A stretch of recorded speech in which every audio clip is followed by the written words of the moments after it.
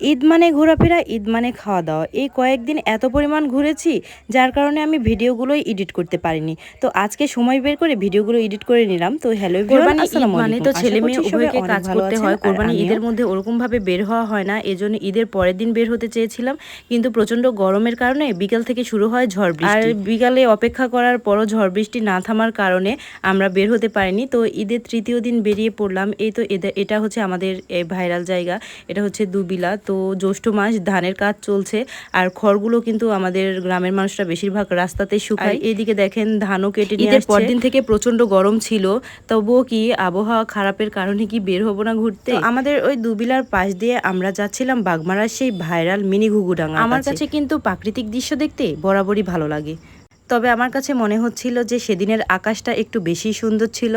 আর একটু পরে চলে আসলাম আমরা মিনি ঘুঘুডাঙ্গাতে। তো দেখেন মিনি ঘুঘুডাঙ্গার কি অবস্থা, চারিপাশে শুধু লোকজন আর লোকজন। এখানে কিন্তু তেমন কিছুই নেই, তারপরও মানুষ যে কি জন্য এত ভিড় করে এখানে।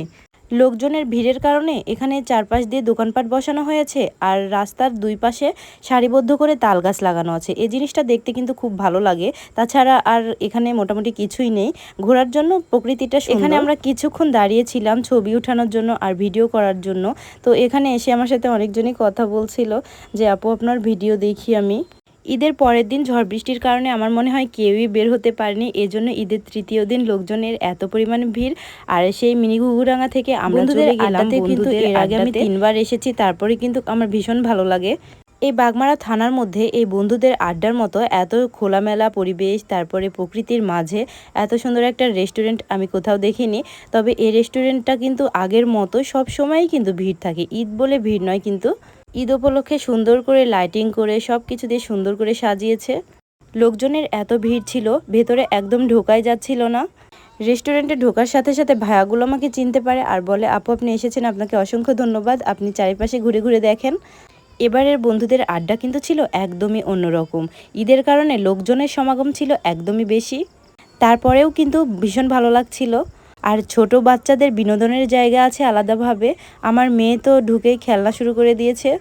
আর বিশেষ করে আমার মতো বাচ্চা যাদের আছে তাদের ঘুরতে যাওয়া একদমই ঠিক নয়, কিন্তু কি করব বলেন, মন তো আর মানে না। দেখছেন কি পরিমাণ জেদ শুরু করছে। আমি ছোটবেলা থেকে ঘুরতে ভীষণ পছন্দ করি, সেই অভ্যাসটা আমার এখনও রয়েই গেছে। যখনই আমার মেয়ের চোখে পড়েছে যে বাচ্চাগুলো খেলছিল, তখনই সে চলে গেছে। আর এই রাইডে চড়ে এত পরিমাণ আমার এখনই হাসি পাচ্ছে, দেখেন কি কান্নাকাটি শুরু করে দিয়েছে। সে অনেক ভয় পেয়ে গেছে। তো আমরা যাচ্ছিলাম যে নতুন জলকুঠিটা করেছে সে জলকুঠিটা দেখতে। তবে এবারের বন্ধুদের আড্ডার প্রধান চমক ছিল এই যে এই জলকুঠিটা। আমার কিন্তু ভীষণ ভালো লেগেছে, কার কার ভালো লেগেছে আর এবার ঈদে কে কে ঘুরতে গিয়েছেন এই বন্ধুদের আড্ডাতে অবশ্যই কিন্তু কমেন্ট করে জানাবেন। আর সবচেয়ে মজার ব্যাপার হচ্ছে এখানে নৌকা ছিল, নৌকাটা কিন্তু ভীষণ ভালো লেগেছে। আর বিশেষ করে রাতে যখন লাইটিং দেওয়া ছিল তখন আরও বেশি ভালো লাগছিল। আর আমরা বসে এই তো মেনু কার্ড দিয়ে অর্ডার করছিলাম যে কী কী খাওয়া যায়। তো যেটা সময় কম লাগবে সেটাই আমরা অর্ডার করেছিলাম। আমি অর্ডার করেছিলাম চিকেন নাসোস আর হচ্ছে স্যান্ডউইচ। স্যান্ডউইচটা মোটামুটি ভালো ছিল, কিন্তু চিকেন নাসোসটা একদমই বাজে ছিল।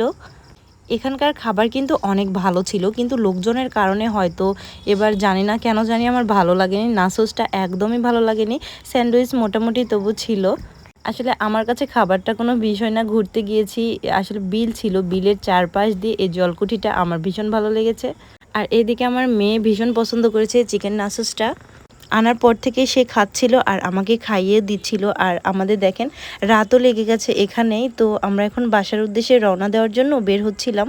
তো লাইটিং দেখে আমি আবার চারিদিকে ভিডিও করছিলাম যে ভীষণ সুন্দর লাগছে। কিন্তু আমার মনে হয় ঘোরাফেরার জন্য শীতই বেস্ট। আর এখানে একটা আন্টির সাথে দেখা হয়ে যায়, আমাদের রিলেটিভ। তো আমি প্রথমে চিনতে পারিনি, কিন্তু আন্টিটা আমাকে ঠিকই চিনতে পেরেছে। ঘুরতে গিয়ে পরিচিত মানুষের সাথে দেখা হলে কিন্তু আরও বেশি ভালো লাগে। আন্টিটা বলছিল যে তোমাকে আমি অনেক আগে দেখেছি, এই ফার্স্ট আবার এখন দেখলাম, তবে ভিডিও আমি তোমার দেখি। তো যাই হোক, আন্টির সাথে কথা বলে তারপরে আমরা বাসার উদ্দেশ্যে রওনা দেওয়ার জন্য চলে আসলাম। তো চলে আসার আগে ভাবলাম যে একটু ভিডিও করে নিই, লাইটিং দিয়ে আরও বেশি সুন্দর লাগছিল চারপাশটা। আর সেদিন ছিল একদম চাঁদনি রাত, এত সুন্দর লাগছিল, ফিরফিরে হাওয়া, বাইকে বসে খুব সুন্দর লাগছিল। তো যাই হোক, ঈদের তৃতীয় দিনে সব ভিডিওগুলো আপনাদের সাথে শেয়ার করলাম, কেমন লাগলো অবশ্যই কমেন্ট করে জানাবেন। আজকে এই পর্যন্ত, সবাই ভালো থাকবেন, আল্লাহ হাফেজ।